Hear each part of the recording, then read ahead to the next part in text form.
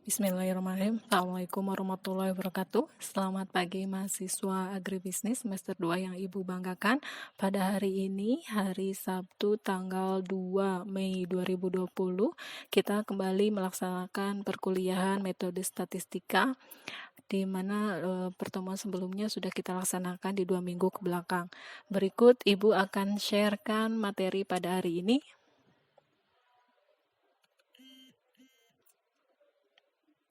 Ya, bisa dilihat. Ya, bisa dilihat mahasiswa sekalian, ini adalah materi perkuliahan kita pada hari ini, yaitu mengenai hipotesis dan uji hipotesis.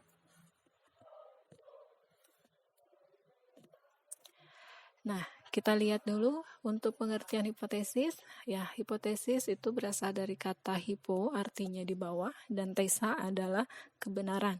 Jadi, hipotesis itu merupakan suatu dugaan yang perlu diketahui kebenarannya, yang berarti dugaan itu mungkin benar, mungkin salah. Nah, adapun hipotesis dan uji hipotesis itu ada kaitannya dengan rumusan. Yang pertama, ketika kita melakukan penelitian, apakah memang penelitian itu memerlukan hipotesis? Itu yang harus kita pertimbangkan. Yang kedua, apa dasar yang digunakan untuk merumuskan hipotesis itu sendiri? Ya, kemudian bagaimana bentuk hipotesis yang akan kita rumuskan? Ya, 3 hal ini berkaitan dengan perumusan hipotesis pada penelitian yang akan kita lakukan. Kemudian, hipotesis itu bisa kita jadikan sebagai jawaban sementara yang hendak diuji kebenarannya. Jadi, sebetulnya tidak semua penelitian itu memerlukan hipotesis, ya.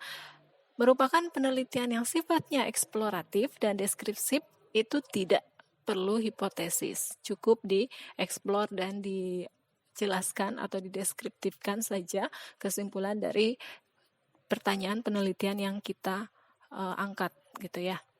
Kemudian, adapun manfaat dari hipotesis sendiri, itu yang pertama adalah dia menjelaskan masalah penelitian, kemudian dia juga menjelaskan variabel-variabel yang akan diuji, kemudian dia juga dijadikan pedoman untuk memilih metode analisis data, yang keempatnya adalah dasar untuk membuat kesimpulan penelitian. Nah, dasar untuk merumuskan hipotesis, kita bisa dasarkan pada teori yang sudah ada, kemudian bisa berdasarkan penelitian terdahulu yang sudah dilakukan oleh peneliti sebelumnya, kemudian bisa berdasarkan penelitian pendahuluan, dan bisa berdasarkan akal sehat peneliti atau logika si peneliti. Maka dari itu, salah satu syarat dari seorang peneliti adalah dia sehat jasmani dan rohaninya, begitu ya. Lalu, konsep dari perumusan hipotesis, ya. Konsep dari perumusan hipotesis itu, yang pertama adalah sumber masalah kehidupan sehari-hari secara teoritis. Dari situ, kita lakukan studi literatur tentang penelitian terdahulu. Boleh penelitian terdahulu, boleh teori yang sudah ada, boleh penelitian pendahuluan, atau secara logika akal sehat kita. Jika ini sudah kita pertimbangkan, lalu kita sudah bisa memperhitungkan jawaban atau dugaan sementara itu, baru kita rumuskan hipotesisnya. Kemudian tahap selanjutnya adalah instrumen penelitian, variabel, data. Ya, dan pengujian hipotesis. Ingat, hipotesis juga harus dilakukan pengujian. Kemudian kesimpulan dan implikasi. Nah, macam-macam hipotesis. Yang pertama adalah hipotesis deskriptif. Ini contohnya ada pelayanan rumah sakit Enggal Waras tidak memuaskan. Ada juga hipotesis kinerja keuangan bank CBA baik. Kemudian semangat kerja karyawan PT Yasinta tinggi. Ada juga hipotesis komparatif atau membandingkan. Rumah sakit Enggal Sembuh lebih memuaskan dibandingkan pelayanan rumah sakit Enggal Waras. Kemudian kinerja keuangan bank CBA lebih baik dibandingkan kerja bank Poli. Semangat kerja karyawan PT Yasinta lebih tinggi dibandingkan dengan semangat kerja PT Yasinto. Kemudian ada hipotesis asosiatif, maksudnya adalah pengaruh dari X terhadap Y itu positif, signifikan, atau seperti apa? Contohnya, kepuasan pasien berpengaruh signifikan terhadap loyalitas pasien, jumlah nasabah berpengaruh terhadap kinerja keuangan bank CBA, kemudian semangat kerja karyawan berpengaruh positif terhadap produktivitas karyawan. Ya, sampai sini mudah-mudahan paham. Nah, kita akan lihat hipotesis penelitian yang kita buat itu bisa kita nyatakan dalam bentuk kalimat. Contoh, ada hubungan antara gaya kepemimpinan dengan kinerja pegawai. Kemudian, contoh lainnya, ada hubungan antara promosi dan volume penjualan. Ya. Hipotesis operasional ialah hipotesis yang mendefinisikan secara operasional variabel-variabel yang di dalamnya agar dapat dioperasionalisasikan. Misal, gaya kepemimpinan dioperasionalisasikan sebagai cara memberikan instruksi terhadap bawahan. Kemudian ada kinerja pegawai, itu dioperasionalisasikan sebagai tinggi rendahnya pemasukan perusahaan. Selanjutnya ada hipotesis operasional yang dijadikan dua, yaitu hipotesis 0, dia netral, dan hipotesis 1 yang tidak netral. Contoh, H0, tidak ada hubungan antara cara memberikan instruksi terhadap bawahan dengan tinggi rendahnya pemasukan perusahaan. Hipotesis 1, ada hubungan antara cara memberikan instruksi terhadap bawahan dan tinggi rendahnya pemasukan perusahaan. Kemudian, ada juga hipotesis statistik. Sesuai dengan statistik berarti dia diterjemahkan dalam bentuk angka-angka statistik sesuai dengan alat ukur yang dipilih oleh peneliti. Misal, contohnya itu ada asumsi kenaikan pemasukan sebesar 30%, maka hipotesisnya adalah seperti berikut. H0 pemasukan sama dengan 0,3 ya. Kita jabarkan pada desimal, kemudian H1 sama dengan tidak sama dengan 0,3. Lalu uji hipotesis. Ya. Hipotesis yang kita sudah buat itu harus dirumuskan untuk kemudian diuji. Kenapa? Karena kita ingin membuktikan H0 atau H1 yang diterima. H1 diterima, maka H0 ditolak. Artinya, ada hubungan antara cara memberikan instruksi terhadap bawahan dengan tinggi rendahnya pemasukan perusahaan. Contoh rumusan hipotesis. Pak Salyo, seorang pekebun mangga, menyatakan bahwa produksi buah mangga yang dihasilkan di kebunnya dijamin 95%. Jika diambil contoh buah mangga 100 buah dan ditemukan yang baiknya sebanyak 90 buah, maka dengan taraf signifikansi alfa 0,05, apakah pernyataan Pak Salyo tersebut dapat diterima? Nah, hipotesis 0 dia netral, tidak ada hubungan. Ya. Kemudian hipotesis alternatif dia ada hubungan. Nah, itu sekedar contoh. Kemudian langkah-langkah untuk menguji hipotesis yang pertama adalah kita sudah rumuskan dulu hipotesis netralnya atau H0-nya dan hipotesis 1 atau hipotesis alternatifnya. Kemudian kita tentukan batas kritisnya ya, alfanya atau derajat bebasnya yang kita pakai. Kemudian menentukan nilai hitung ya dari nilai statistik. Lalu pengambilan keputusan dan buatlah kesimpulan. Ada dua sisi dan uji satu sisi. Nah, dua sisi atau two tail digunakan jika parameter populasi dalam hipotesis itu dinyatakan sama atau sama dengan. Tapi jika uji satu sisi one tail gitu ya, kan suka ada lambang lebih besar atau lebih kecil. Nah, ini tuh digunakan jika parameter populasi dalam hipotesis itu dinyatakan dia lebih besar atau lebih kecil. Nah, ini rumusan hipotesis dari H0 dan HA. Ya, H0 itu maksudnya apa? H0 itu adalah HO atau hipotesis observatif dan HA adalah hipotesis alternatif.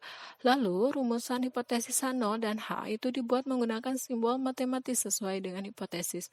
Berapa kemungkinan rumusan hipotesis menggunakan tanda matematis? Itu ada begini. Bisa dia H0-nya itu sama dengan, lebih besar, lebih kecil sama dengan, atau lebih besar sama dengan. Untuk HA tidak sama dengan, lebih besar dan lebih kecil. Itu ya. Mudah-mudahan paham sampai sini. Kemudian kita tentukan batas kritis. Ya, jadi kita harus perhatikan tingkatan signifikansi atau alfa yang digunakan. Biasanya itu 1%, 5%, dan 10%. Namun umumnya penggunaannya itu pada 5% atau 0,5. Untuk uji dua sisi, gunakan alfa bagi 2, dan untuk uji satu sisi, maka gunakan alfa, tidak usah dibagi. Lalu, banyaknya sampel atau N digunakan untuk menentukan derajat bebas atau dB. Satu sampel itu derajat bebasnya N kurangi 1. Ya, banyaknya sampel dikurangi 1. Untuk 2 sampel, derajat bebasnya atau freedom of origin-nya adalah N1 plus N2 dikurangi 2. Lalu setelah kita tentukan derajat bebasnya, lalu kita masuk untuk menentukan nilai kritis dengan menggunakan tabel T atau tabel Z. Ya. Kemudian menentukan keputusan.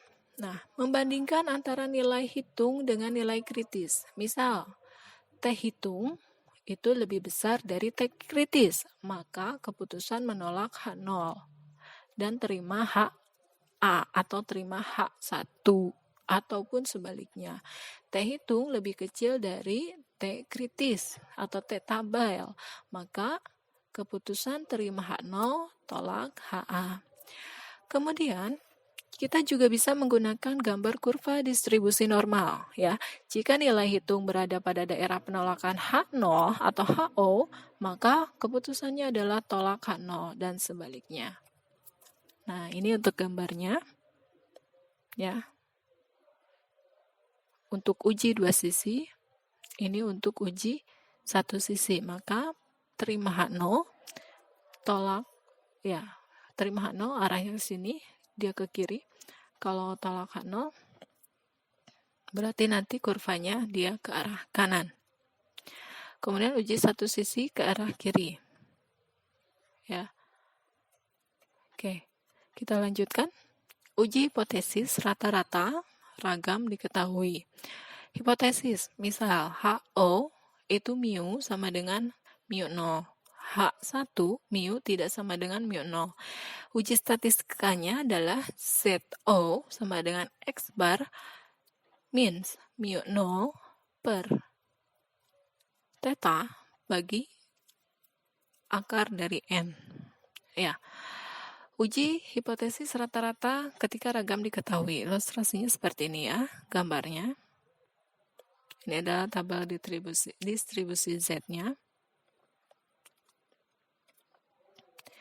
Langkahnya, kita tentukan dulu hipotesis. Apakah kita akan pakai yang A, atau yang B, atau yang C. Kemudian, untuk H1, contoh, salah satu dari metode pembelajaran lebih unggul daripada metode pembelajaran yang lain. Ini untuk uji dua pihak. Ya.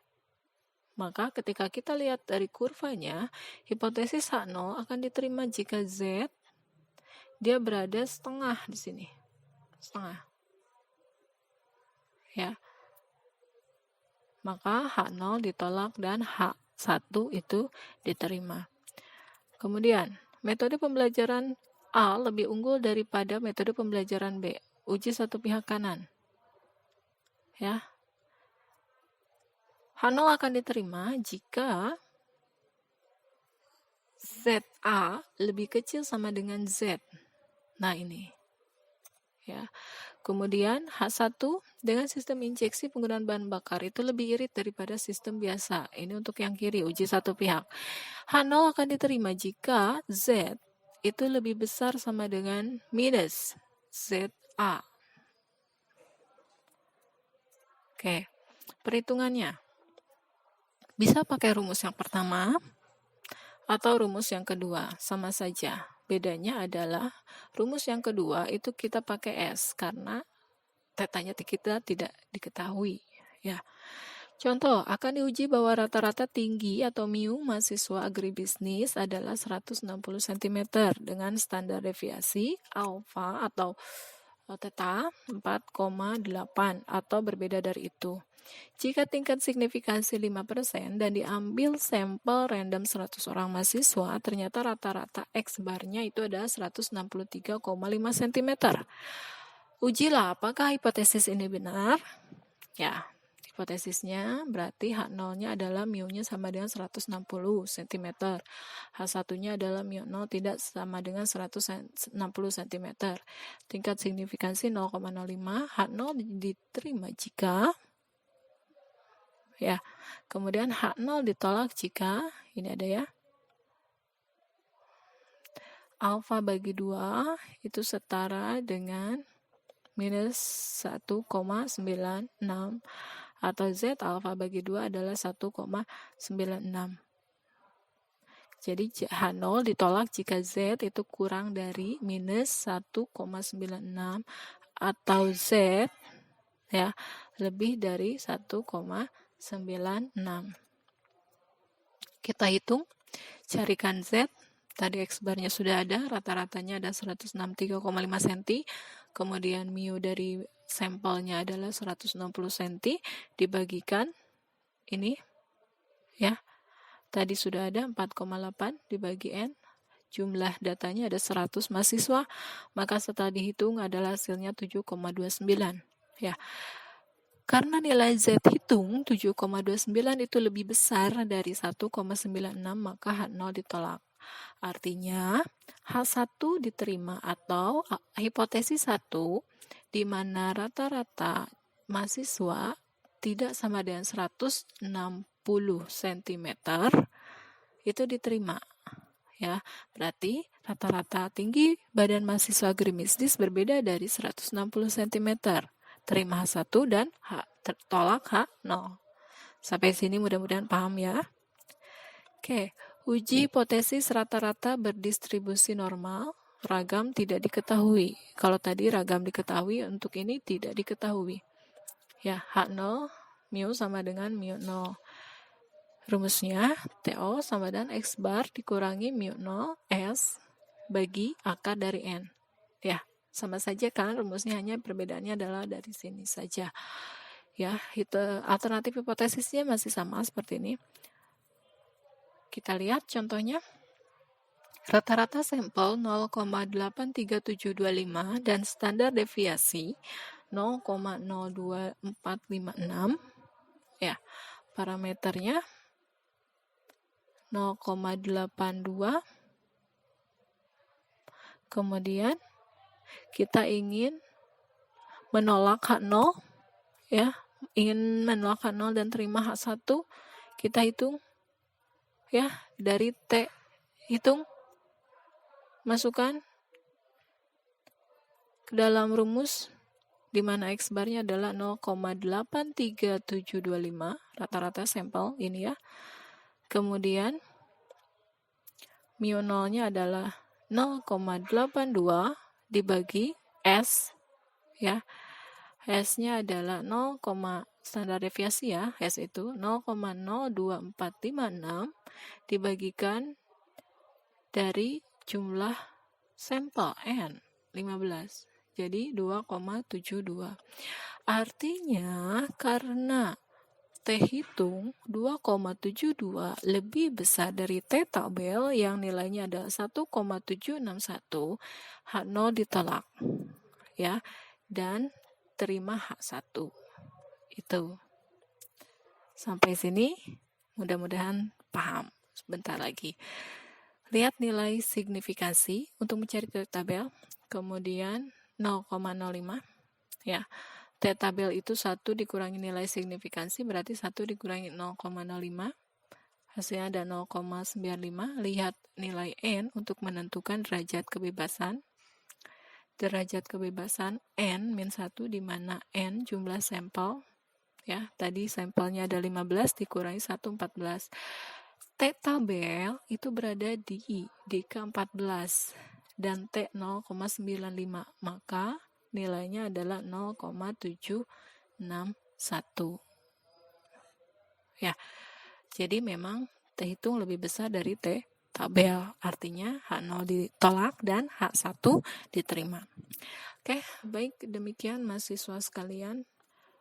perkuliahan materi kita pada hari ini. Silakan untuk penilaian, silakan kerjakan kuis yang ada di link padanya masing-masing. Kemudian jangan lupa semua kuis itu dijawab sebagai bahan untuk penilaian perkuliahan pada hari ini. Tetap semangat.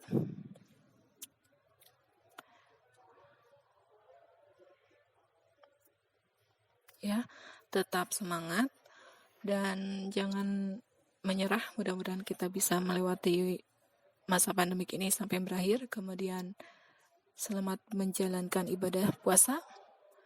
Semoga puasa kita diberikan keberkahan dan pahala yang melimpah dari Allah Subhanahu wa taala. Terima kasih. Semoga sehat selalu. Ibu akhiri, wassalamualaikum warahmatullahi wabarakatuh.